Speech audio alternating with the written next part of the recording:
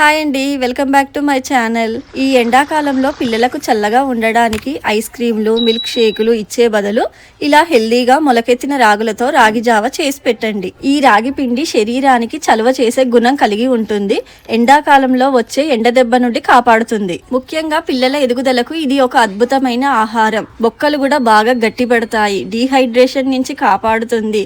ఈ ఎండాకాలంలో రోజు ఒక గ్లాస్ రాగి జావ తాగిన ఇన్స్టెంట్ గా ఎనర్జీ వస్తుంది. ఇక ప్రాసెస్ లోకి వెళ్దాం రండి. నేనైతే 1 కేజీ రాగులను తీసుకున్నాను. వాటిలో రాళ్ళు, మట్టి పెడ్డలు లేకుండా చూసుకోవాలి.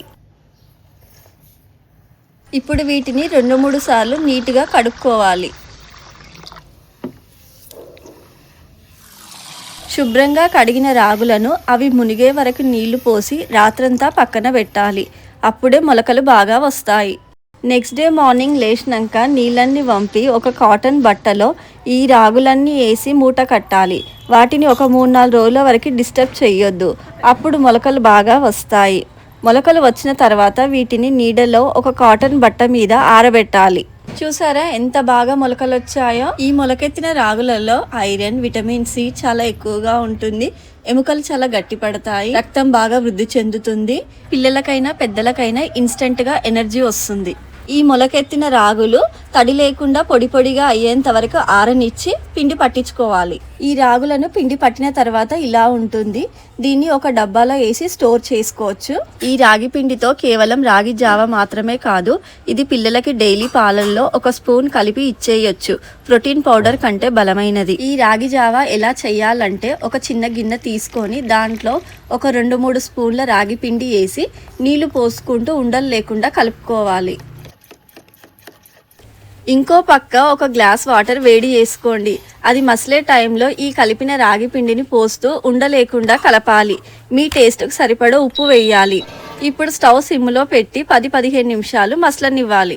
సింపుల్గా చెప్పాలంటే ఒక గ్లాస్ వాటర్కి 2 స్పూన్ల రాగి పిండి, కొంచెం ఉప్పు. ఇంతేనండి, రాగి జావ రెడీ. ఇంట్లో రాగి పిండి ఉంటే ఇట్లా రాగి జావనే కాదండి, రాగి పిండితో రాగి ముద్ద, అదే రాగి సంకటి, ఇంకా చపాతీలో పిండి కలుపుకోవచ్చు. దీంతో సర్వపిండి పెట్టుకోవచ్చు. పాలల్లో మిల్క్ పౌడర్ లాగా కూడా కలుపుకోవచ్చు. ఇట్లా రాగి పిండితో ఎన్నో ప్రయోజనాలు ఉన్నాయండి. ఈ సమ్మర్లో ఈ రాగి పిండితో ఇన్ని వెరైటీలు చేసుకోవచ్చు. ఈ రాగి జావని కొన్ని ప్లేస్లలో అంబలి అని కూడా పిలుస్తారు. ఉట్టి అంబలే కాకుండా దాంట్లో మజ్జిగను కూడా కలుపుకొని తాగొచ్చు. చాలా బాగుంటుంది. ఈ రాగి జావని చూసారా, చూడడానికి అచ్చం చాక్లెట్ మిల్క్ షేక్ లాగా ఉంది. పిల్లలను మోసం చేసి కూడా తాగించవచ్చు. రోజు ఇలా పిల్లలకు అలవాటు చేయండి. ఎందుకంటే దీంట్లో పోషక విలువలు చాలా ఎక్కువగా ఉంటాయి. పిల్లలే కాదు, పెద్దలకి కూడా షుగర్ని కంట్రోల్ చేసేంత శక్తి ఉంది దాంట్లో. అంతే అండి ఈ రోజుకి ఈ video. Please like, share, subscribe to my channel. మరిన్ని వీడియోల కోసం మా ఛానల్ని సబ్స్క్రైబ్ చేసుకోండి. మీకు ఏదైనా రెసిపీ కావాలంటే కామెంట్లో పెట్టండి, తప్పకుండా చేసి చూపిస్తాను.